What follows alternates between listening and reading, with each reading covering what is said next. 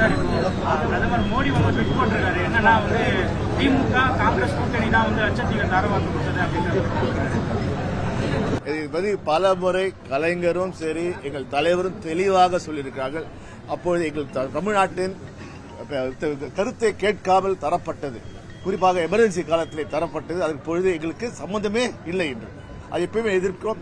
நான் கேட்கிறேன், இவ்வளவு சொல்றாங்களே, மோடி சொல்றாரு, ஏன் மோடி 10 ஆண்டு இருந்தாரு, ஏன் கச்சத்தீவை மீட்க வேண்டியதானே, அதிமுக ஆட்சியில் இருந்தது தானே, கச்சத்தீவை மீட்க வேண்டியதானே, ஏன் அவர்கள் செய்யவில்லை? ஜெயலலிதா இருந்தாங்களே, என்னத்த பண்ணாங்க? ஒன்னும் செய்யல.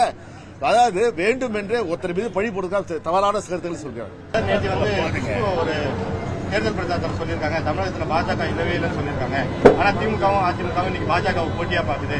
அந்த 2 திராவிட கட்சிகளுமே பாஜக பார்த்து பயப்படுது அப்படின்ற மாதிரி சொல்லியிருக்காங்க.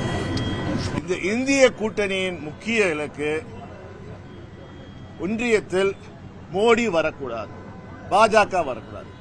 அதற்காக எதிர்ப்பு அணிதான் இந்திய அணி. அது இந்திய அங்கம்தான் திராவிட முன்னேற்ற. எங்களுக்கு ஒன்றியத்திலே பாஜக வரக்கூடாது.